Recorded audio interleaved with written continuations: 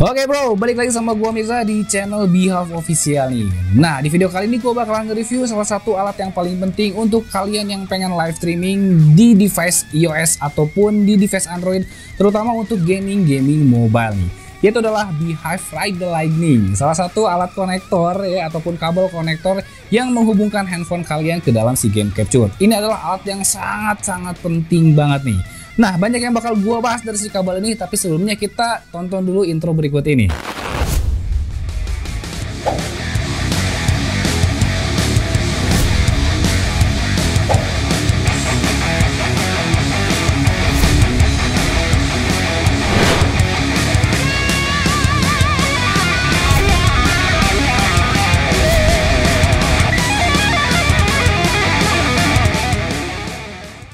Oke, langsung aja kita bakalan nge-review salah satu produk yang paling laku dan paling penting juga nih buat kalian para live streamer gaming mobile nih. Oke, gue sedikit cerita aja nih, kalau misalkan kalian nih banyak yang belum tahu nih gimana sih caranya kalian pengen live streaming dari handphone kalian ke PC gitu ya. Mau main, misalkan nih kalian mau main PUBG Mobile, Mobile Legends, Genshin Impact ataupun game-game mobile lainnya di device iPhone dan di device Android. Nah, itu tuh ada caranya. Pertama caranya itu kalian membutuhkan yang namanya PC lah, jelas banget ya. Live streaming di PC itu jauh kualitasnya lebih bagus dibanding kalian live streaming langsung di handphonenya. Yang kedua, kalian membutuhkan yang namanya capture card ataupun game capture. Jelas banget, itu adalah fungsinya untuk menangkap layar hasil dari si handphone ke dalam si PC kalian. Tetapi di sebelum game capture, kalian membutuhkan salah satu konektor nih ataupun alat sambungan dari si handphone kalian biar bisa disambungkan ke dalam game capture-nya itu nih. Nah, kalau misalkan kalian pengguna iOS ataupun iPhone dan iPad, itu si produk Apple tuh mengeluarkan konektor resmi original namanya tuh Lightning to HDMI ataupun biasa disebutnya adalah Lightning HD TV. Cuman itu harganya tuh lumayan mahal banget, bisa sampai dengan 1 jutaan. Nah, yang jadi masalah itu adalah handphone Android yang tidak support HDMI ataupun non-support MHL.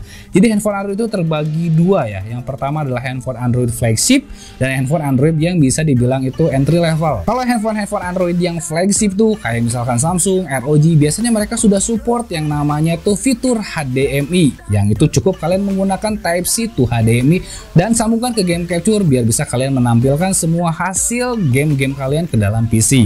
Nah, ini sayang banget buat kalian yang pengguna handphone Android yang entry level nih, kayak misalkannya Xiaomi, Pocophone, Realme. Nah, itu tuh mereka belum support HDMI. Jadi kita harus membutuhkan suatu kabel yang bisa menyambungkan dari si handphone kalian ke dalam si game capture-nya itu.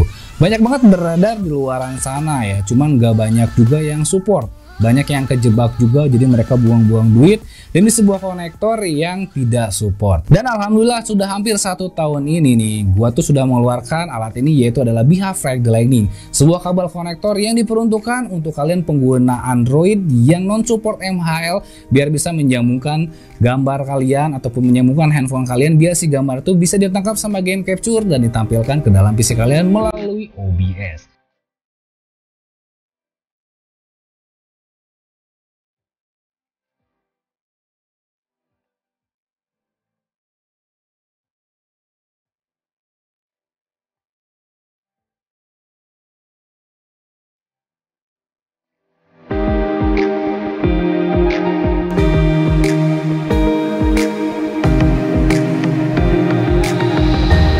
Buat kalian yang nggak ada dana misalkan ngebeli konektor yang dari si Apple itu yang harganya 1 jutaan, alternatifnya pun juga kalian bisa menggunakan Beehive Ride Lightning ini.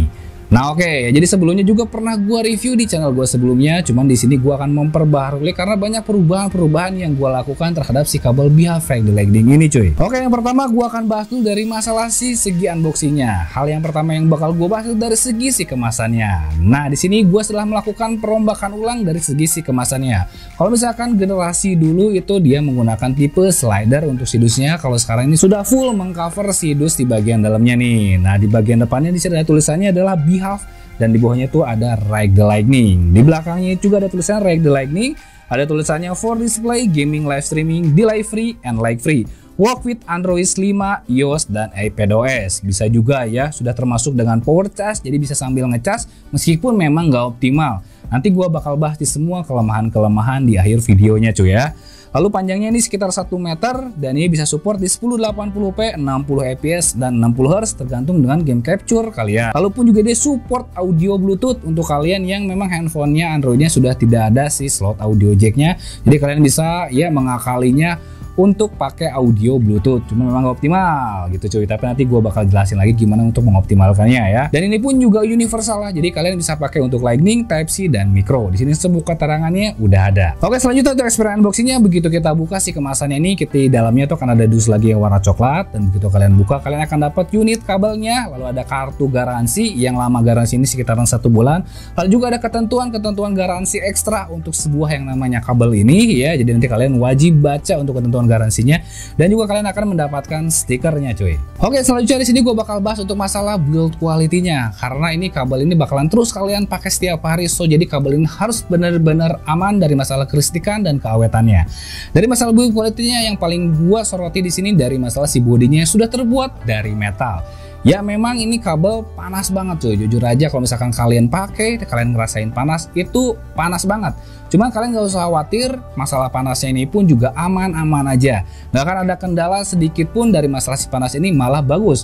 Kalau panas berarti tandanya si kabel ini tuh work juga cuy. Di sini gue sudah banyak bereksperimen menggunakan kabel ini, digunakan untuk live streaming setiap hari, seharinya tuh bisa sampai 5 jam. Dan kabel ini bisa bertahan lebih dari 6 bulan. Nah 6 bulan kemudian misalkan ada trouble sedikitnya, ada trouble ya wajar, namanya pun juga kabel. Kita nggak tahu kalau kabel ini tuh ketarik, ada yang putus ataupun yang enggak. So jadi untuk pemakaian normalnya ya satu kabel ini bisa bertahan sampai 6 bulan 8 bulanan. Oke, untuk kabelnya sendiri pun di sini cukup tebal meskipun belum di braided, tapi gua jamin nggak akan ada konsleting dari masalah kabel yang di non braided. Lalu di sini pun juga ada USB female yang fungsinya nanti untuk menjambungkan dari si charger, kabel charger yang kalian punya. Di sini pun juga aman banget, jadi benar-benar sangat rekat banget, sangat ketat banget ya, jadi nggak akan mudah terlepas cuy. Oke, selanjutnya di sini gue bakal bahas tentang persyaratan di saat kalian pengen menggunakan si kabel ini. Ya, jadi memang nggak sembarangan juga di saat kalian pengen menggunakan kabel ini, karena untuk minimalisir yang namanya bug ataupun kesalahan-kesalahan yang mungkin nantinya akan mengganggu kinerja kalian di saat menggunakan kabel ini di saat kalian live streaming.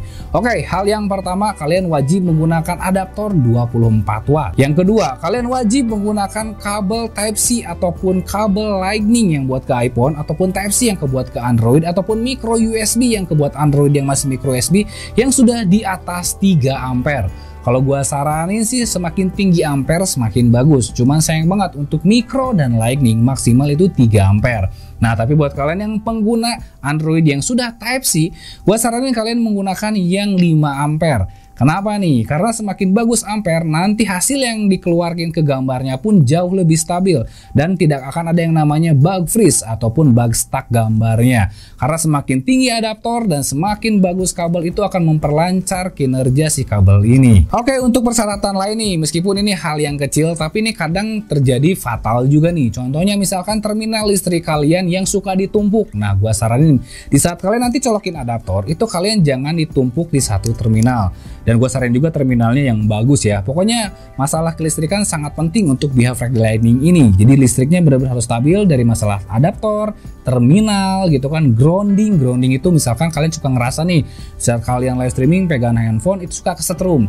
Nah itu gue saranin kalian pakai karpet atau pakai sendal aja.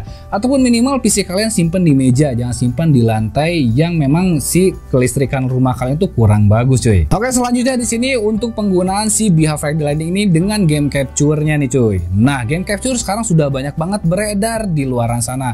Ada yang harganya 100 ribuan, ada yang harganya sampai juga jutaan.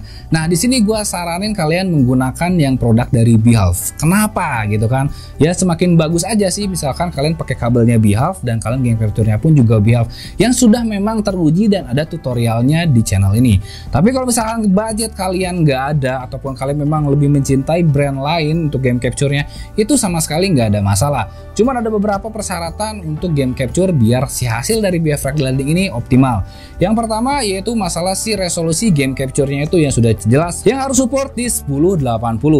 Yang kedua, minimal FPS di dalam suatu game capture itu. Di dalam game capture itu sekarang banyak banget kan ya, tadi udah bilang juga ada yang capture 100 ribuan, ada yang sampai jutaan, yang ngebedain itu dari FPS-nya.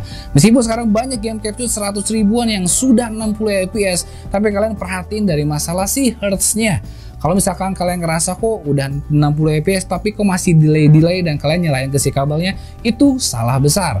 Karena pada dasarnya output yang dihasilkan dari si kabel ini kalau kalian tes langsung ke dalam si layar monitor ataupun layar TV, dia memang sudah otomatis ke dalam 60 Hz dan 60 fps.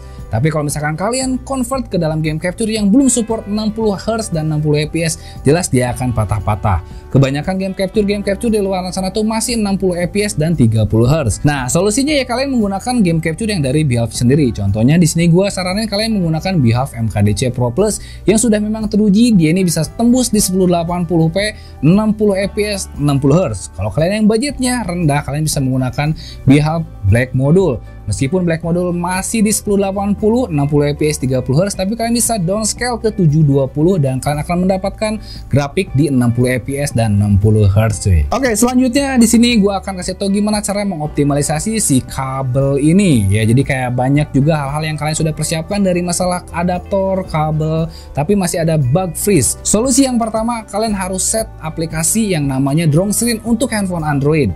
Untuk handphone Android gue saranin kalian install drone screen-nya itu begitu kalian colok. Jadi banyak yang kalian itu nginstal di luar, kalian colok dulu.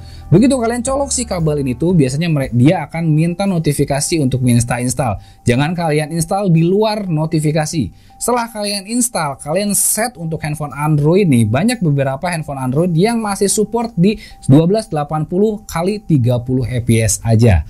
Jadi kalau misalkan kalian ngerasa nih kalian set di 1080 60 fps tapi nge-freeze, kalian downscale aja ke 1280 x 720 30 fps, dijamin kalian nggak akan nge-freeze dipakai live streaming berjam-jam pun cuy. Nah kalau misalkan kalian ada yang komplain kok bang cuma 1280 720 30 fps, nanti hasil live-nya pasti nggak akan kurang smooth dong gitu kan. Kalian gak usah masalah nih, meskipun kalian menggunakan set dome screen-nya di 1280 x 720, tapi kalian menggunakan game capture yang 1080 60 fps 60 Hz dan set OBS-nya pun di 60 fps dengan preset yang maksimal quality dengan profilnya itu high, kualitas kalian akan sama bagusnya dengan iPhone. So jadi nggak usah khawatir meskipun drone screen-nya di set rendah tapi settingan game capture dan OBS-nya tinggi, hasil yang dikeluarkan dari si kabel Behave Backlight ini akan sama-sama bagusnya cuy. Nah lalu gimana untuk optimasi jika kalian pengguna iPhone nih? Nah tadi gue udah bilang juga kalau iPhone pun juga wajib menggunakan adaptor yang di atas 24 watt dan kabel USB to Lightning yang 3 ampere. Untuk iPhone ini bekerja di atas iPhone XR.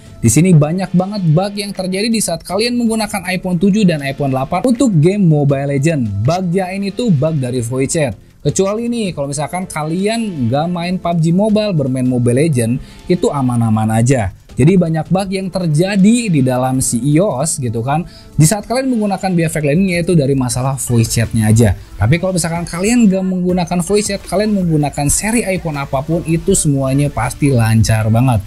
Jadi kayak buat game-game kayak misalkan Genshin Impact, terus kayak Mobile Legends gitu kan, ataupun ya game-game lain yang gak ada voice chat, gua jamin Backlight ini bakal berjalan lancar dengan kualitas yang maksimal di device iOS. Kita masih ngobrolin di masalah optimalisasi untuk iOS. Tadi gua udah bilang juga ada beberapa bug di iPhone 8 Plus nih kalau misalkan kalian bermain PUBG Mobile menggunakan voice chat. Itu pun juga terjadi di iPad ya cuy ya. Kalau kalian menggunakan iPad seri berapapun dan kalian bermain PUBG Mobile dan kalian menggunakan voice chat, itu jelas bakalan nge-freeze dan nge-bug di voice chatnya. Tapi kalau kalian tidak menggunakan voice chat, kalian bermain game yang normal-normal aja tanpa membutuhkan voice chat, itu aman-aman aja cuy. Lalu untuk optimasi selanjutnya dari Behave Backlight ini, jika kalian pengguna iOS, iPad gitu, yang paling wajib kalian lakukan adalah di saat kalian mencolok si Behave Backlight ini dan tidak ada notifikasi nih cuy, misalkan gak ada notifikasi untuk pilihan trust dan no trust, nah kalian wajib dulu di force restart dulu si iPhone-nya.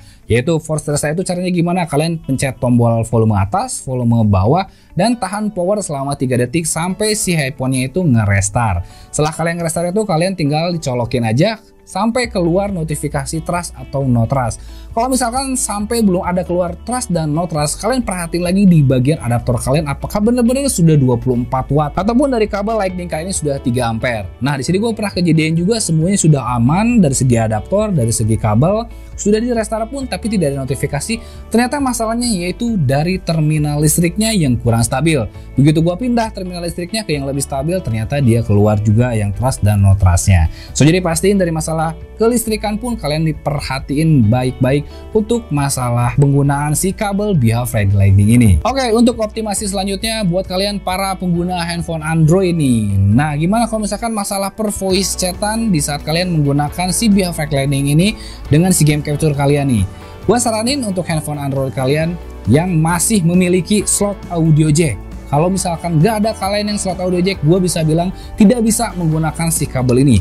Karena pada dasarnya handphone Android yang non-support MHL yang tadi udah gue bilang nih ya, Xiaomi, Pocophone, itu tidak bisa menghantarkan yang namanya suara. Ada memang caranya dan ada alatnya yang nanti bakal gue keluarin, cuman belum ada ya, belum ready gitu.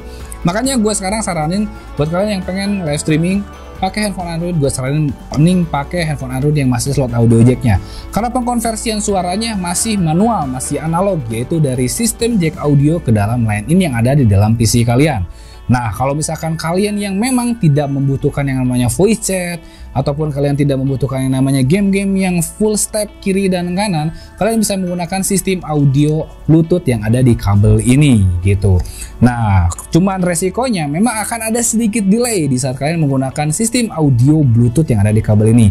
Cuman nggak jadi masalah kalau menurut gue jika kalian pemain Mobile Legends ataupun pemain game-game yang tidak membutuhkan step cuy. Oke, selanjutnya di sini gue bakal ngomongin masalah hasil nih. Nah, gimana hasilnya kalau misalkan kita menggunakan BeeHive Ready Lightning ini ataupun demonstrasi dari si Ready ini?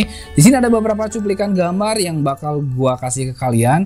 Di sini gue menggunakan BeeHive Ready Lightning dengan game capture dari BeeHive pun, yaitu adalah BeeHive MKDC Pro Plus menggunakan handphone Android Poco X3. Hasilnya ada di scenes berikut ini ya.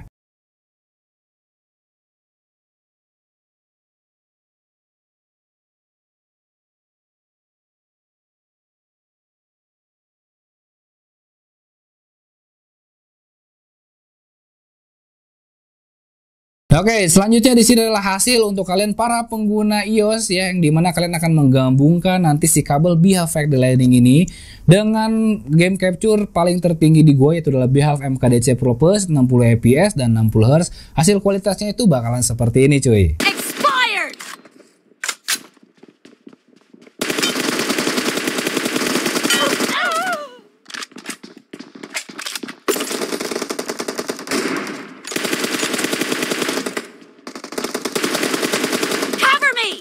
Oke, selanjutnya di sini gua bakal ngobrolin masalah kelemahan dari si kabel ini cuy, karena masih banyak juga kelemahan-kelemahan dari si kabel ini untuk device-device kalian, mau itu iPhone ataupun Android, masih ada kelemahannya.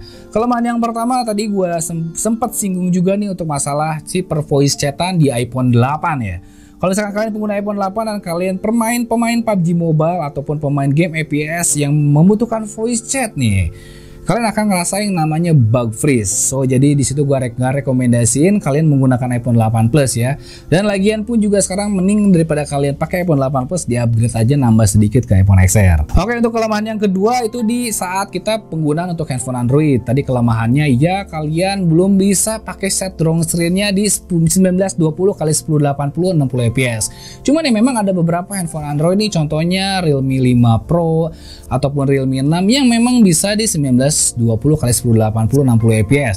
Cuman nih banyak yang gua pakai handphone kayak Pocophone, Xiaomi gitu pun terus Vivo, dia hanya bisa optimal di 1280x720. Oke, untuk kelemahan yang paling fatal dari si kabel ini yaitu adalah tidak bisa sambil ngecas. Meskipun ada indikator ngecas di handphone kalian, tapi gua bisa bilang bahwa di saat kalian menggunakan kabel ini, si baterai kalian itu tidak akan bertambah 1% pun gitu. Jadi akan malah berkurang ataupun ngedrain.